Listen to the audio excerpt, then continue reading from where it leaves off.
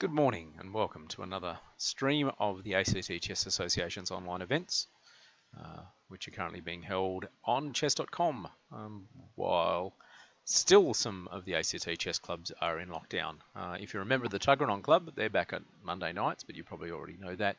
Thursday night, is the Canberra Chess Club at the Hellenic Club in the city.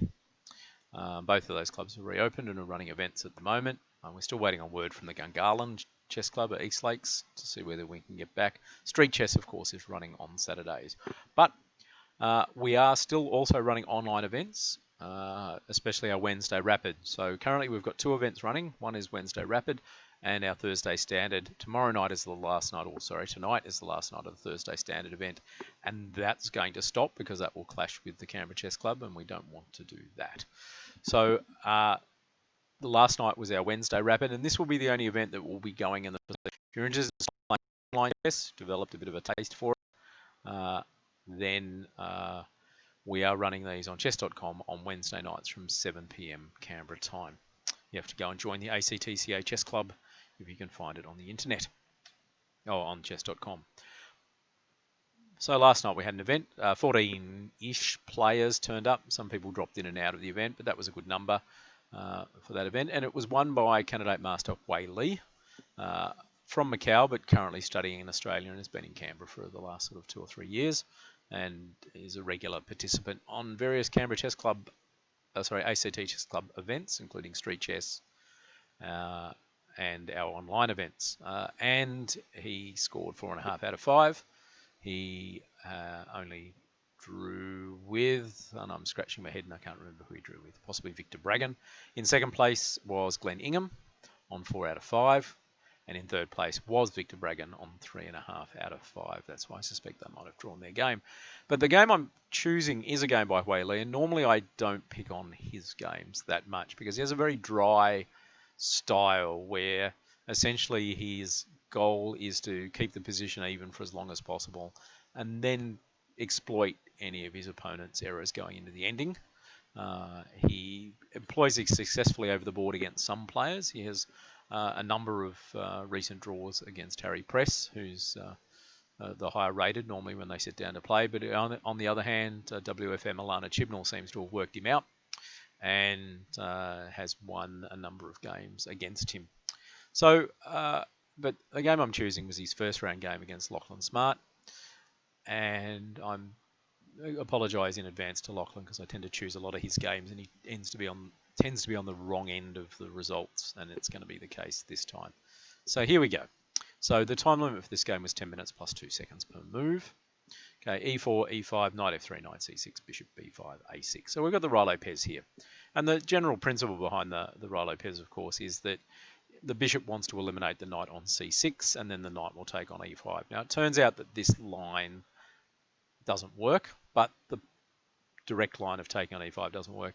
But nonetheless, the idea is good. And in fact, Wei Li played bishop takes c6, so the exchange Rye-Lopez. And this is a reasonably popular opening. And I must say that if I had to recommend to an up-and-coming chess player a nice, safe opening where it's pretty easy to learn and the ideas are pretty clear cut, I would recommend the exchange Lopez, especially as white. Mainly the battle is then between a couple of ideas concerning black. One is you're voluntarily giving up the 2 bishops. So black has 2 bishops, which is normally an advantage in chess because they cover the whole board. But in return, there are doubled pawns on c7 and c6. And how this then plays out becomes clear very shortly. So we go castles here. Now, I will point out there's 2 interesting traps that might be worth looking at the start of this game. They didn't happen in this game, but essentially if you're playing black, one move that you can play is bishop to g4 to pin the knight to stop it taking on e5. And h3 is kind of a sensible move. And then h5 is a tricky response here.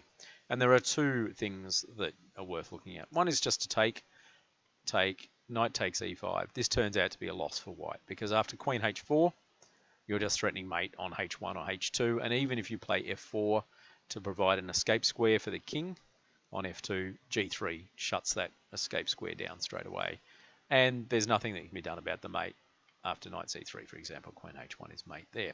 So that's the first trick in the position. So you don't take. The second trick is a move like c3 with the idea of playing d4. And you play queen to d3 here, which was thought to be a good move because it stops d4 from happening. But then it was worked out that white could take and black would take here. And knight takes e5 looks like it's a really strong move. You're up a piece, you're threatening the queen, you're threatening the pawn on g4 with 2 pieces. But then it was discovered that this sneaky bishop d6 move at least left the game equal, because after giving up your queen here, you've just got bishop check.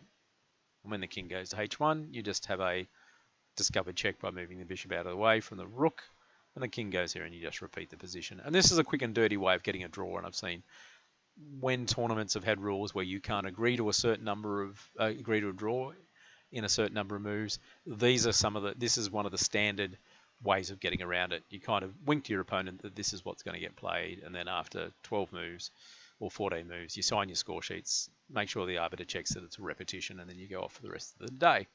So after all that, black didn't play that. Black played f6. This is probably one of the lesser known choices here. The main idea is you're protecting the e-pawn. The main drawback is the knight on g8 would like to go to f6 and cannot. So d4, we take, knight takes. Now, all these pretty pictures have appeared on the screen, and there's a reason for this. This is to kind of give you a little bit of a rundown on what the ideas are in the exchange Lopez. And boiled down is essentially that white has 3 pawns on the queen side, a2, b2, c2, while black has 4 pawns on the queen side, the double pawns on c7, c6. On the other hand, white has 1, 2, 3, 4 pawns on the king side, the ones in front of the king plus the e4 pawn, while black only has 3. So the idea here is that at some point, as all the pieces come off, white will create a passed pawn by pushing the f pawn and pushing the e pawn. And the idea is either black takes and you have a passed e pawn, or black doesn't take and you keep repeating the dose. You capture here and you try and create more passed pawns with 4 against 3. This plan only works right at the end of the game, and most of the pieces have got to come off. Before the end game, though, of course, there is the middle game. And as I said before, black still has this issue of having the 2 bishops to cover most of the square. So the idea is that black wants the position to be as open as possible for the 2 bishops to be effective. White, on the other hand, wants to swap as many pieces off as possible to try and get that better ending. So knight here, knight c3, knight. So we're bringing our pieces out. White is ahead in development, by the way, here. Bishop to b4. Queen to h5 is a nice aggressive move, but it's not necessarily threatening too much because after castles, what are you doing? The queen's just out there. Rook a d1, of course, lines up the rook against the queen, so the queen hops to e8. Knight d2, offering the swap of queen. The way of doing this is to play the queen to the center, and after we take and we take, there doesn't seem to be much difference. It's just in the end compared to the game. If you play trying to get that hand before, black quickly whips up an initiative by starting with the bishop on e3 and threatens the e2. The bishop goes back to avoid danger and defend. But then after bishop here, the knights are pinned. The knight on e2 is pinned, so it's not technically supporting the knight on c3. There's some issues about doubling the pawn. White wants to, black wants to, white, the rooks come to the 5 was played, and the queens were exchanged anyway. So in this case, it's almost the same position, except the rook's now on e8 rather than f8.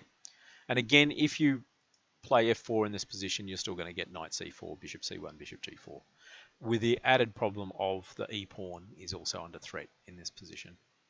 So f3, solid center, bishop to e6. Pawn to a3, putting the question to the bishop, which retreated all the way back to f8.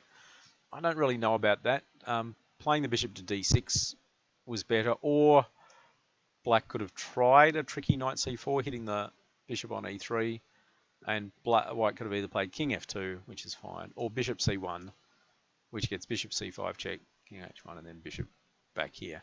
And black's probably got a slight edge based on the 2 bishops still operating. But bishop went to f8, goes to d4, bishop goes to f7. Now, bishop c1 wasn't forced, and so it was an interesting choice. I suspect here what really wanted to do was play b3 to stop the knight getting to c4. Without the bishop on c1, the a pawn hangs on a3. So the bishop goes to c1 to protect the a pawn after b3. So now we're arguing over the central file. King to h1, rook f5, and double. Now, having recommended the exchange Lopez's for white, because it was an easy opening with a number of clearly defined themes, the other issue though with it is it can be drawish. Now, if you're an up-and-coming player, say you're rated 1400 and you pick up this opening, the margin of draws is pretty high, and what I would window is also pretty high. And what I mean by that is some openings, players of equal are certainly not going to be a draw. The Traxler, for example. It's all sharp tactics all the way through. Then there are some openings and so on where someone within a range of points there's a chance of a draw, but beyond that, if you're the high rated player, you should win. If you're the lower rated player, you're going to lose. Okay, and if you're within 50 points of each other, okay, there's drawing chances all the way through. For the Roy Lopez, that window's exchange is probably a little bit wider. It could be 100, 150 point difference. In that, if you're a 1600 and you played someone 1750, all right, you'd probably have drawing chances if you wanted to draw this position. And if you were 1600 and you were playing someone 1450, they probably also have drawing chances in this position. So it's what you want to get out of your opening here. Anyway, and one of the reasons for that is that with single open files, as we've got here, there's a tendency for all the heavy pieces to come off. And the more heavy pieces that come off, the more likely it is to draw. On the other hand, if you really work hard at your openings, you can do quite well by playing minor piece endings, or any endings, to be honest. But I will say, at that point, if you are good enough to win equal endings in a lot of positions, you're probably not going to be 1600. You're going to be much higher rated than that. So anyway, rook takes d7, rook takes d7, rook d1. We're still fighting over the file. Black could have swapped. Knight takes, bishop e6, bishop f4, with much the same as what happened kind of in the game. Went bishop e6 straight away, and after rook takes, bishop takes. King g1 now, with the minor pieces left, we're starting to bring our kings into play. And king f7 could have been tried here. Bishop takes f5 was played by Lachlan, and in the end I've decided, at first I wasn't quite sure how to take this move. I'm not that keen on it, I've decided. Black was better off keeping both bishops on the board. As much as double pawns are bad, and in a sense what Black is doing is creating double pawns on the king side in the same way as Black has double pawns on the queen side, it turns out not to be that a good idea for Black. So e takes f5. And so now we've got, as I said, f3, f5 versus c6, c7. How's this going to work?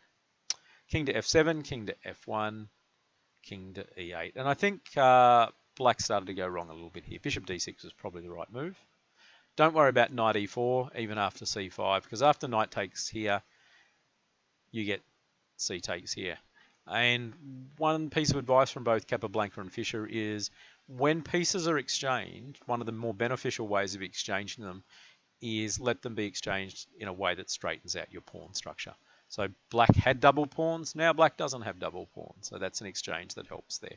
And again, what we now have is a reverse situation of what happened at the start of the game, where it was white with 4 pawns against 3, albeit on the king side, and double pawns on the queen side. Now it's flipped, and Black has 4 pawns against 3 on the queen side, while double pawns on the king side.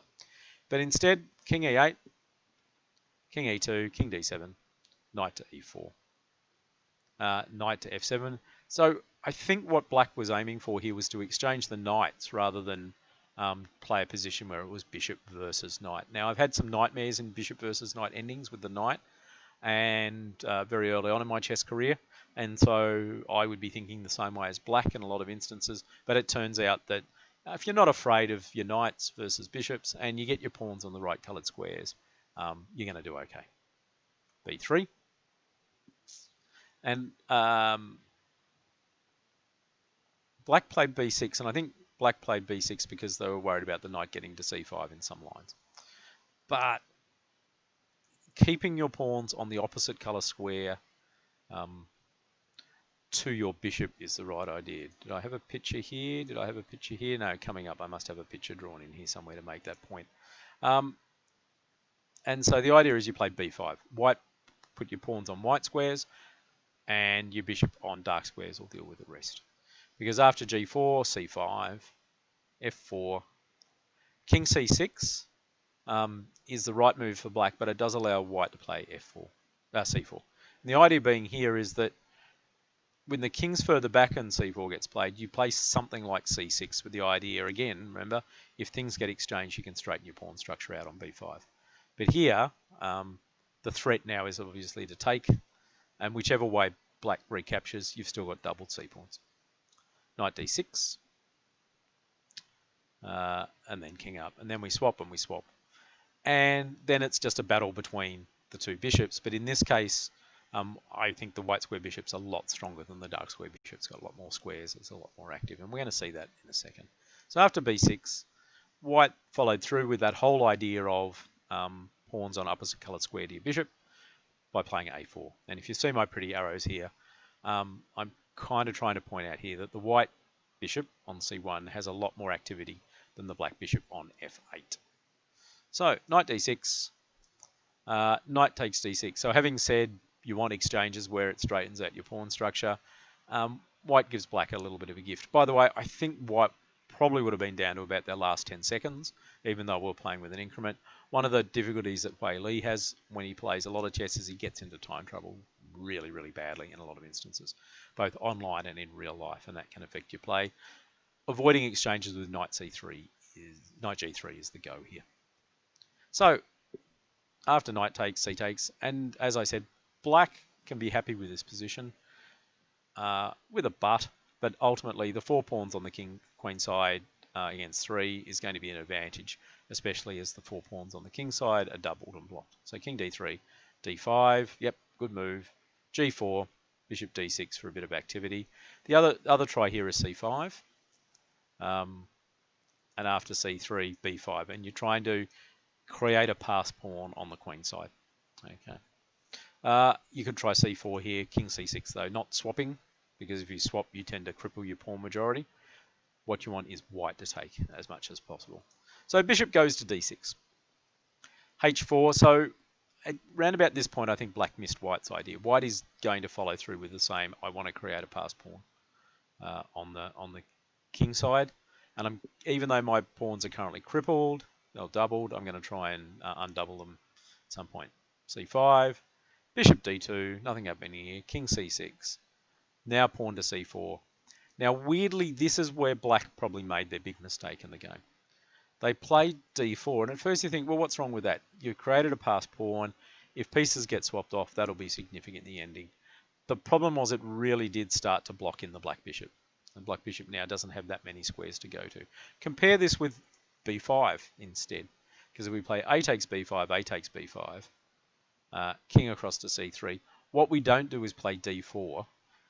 Bishop e5 can be played first, king back to d3, and we swap the d pawn. And then after d takes, b takes, we play b4. Okay. Have a look at the bishop now on e5. Much more active than if there was a pawn blocking it in on c4. And also with the outside passer, the white pieces can't move too far away from the king side, queen side, sorry, otherwise b3, b2 is going to be incredibly strong. If you play f4, that's fine. Just play bishop down to d4 as well.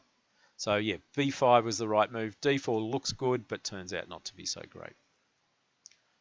And now white starts to get rolling on the king side. Now the problem here is we can't necessarily swap, because if you take and you take, then moving the f pawn becomes a threat. Okay. So the bishop went back to e7, and the pawn went to g6, and this is where black made their real final mistake by taking here. And we're going to see why that goes wrong shortly. h5 was my thought, because even though this pawn on h5 isn't protected by any of the pawns on g6 and g7, f6 and g7, there's no way in for the white king to try and round that one up. So it's kind of perfectly safe on h5, and it's really blocking the pawn on h4 from moving up, and also the pawn on f3's just doubled and weak. White can try for a trick with bishop h6, hoping that the bishop gets captured, but bishop f8 is final, is enough.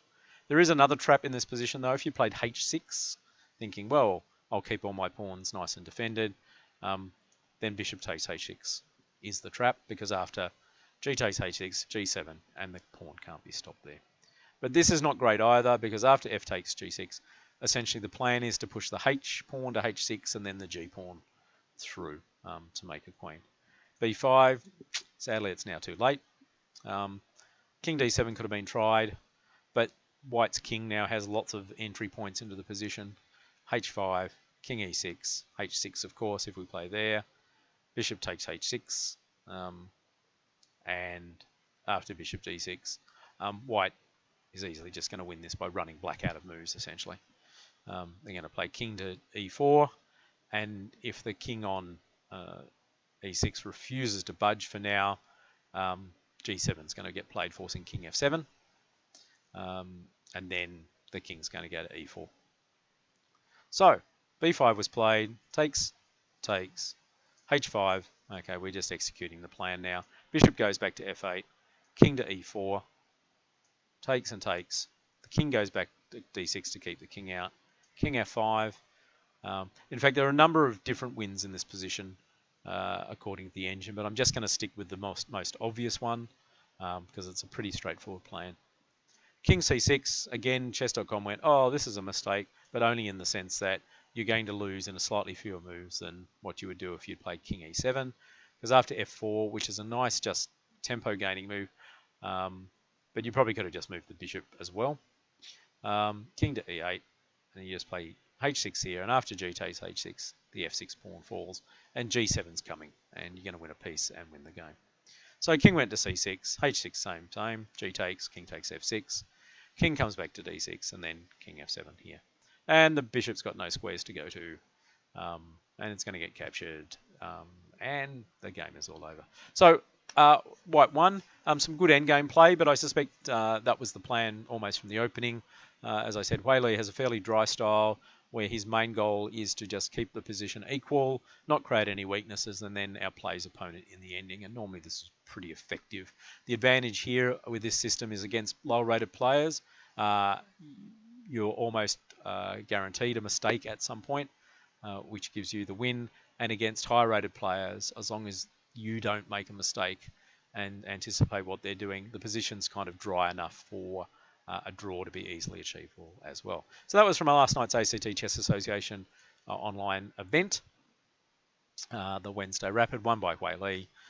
Tonight we're running the final round of our standard event from 7 o'clock on chess.com. I'll be doing a summary of that tomorrow around about 10 a.m. But after that, the Wednesday tournament looks like it's the only tournament that is going to continue, and therefore I'll be dropping these summaries back to once a week. So thanks for tuning in, and until tomorrow, I'll be seeing you later.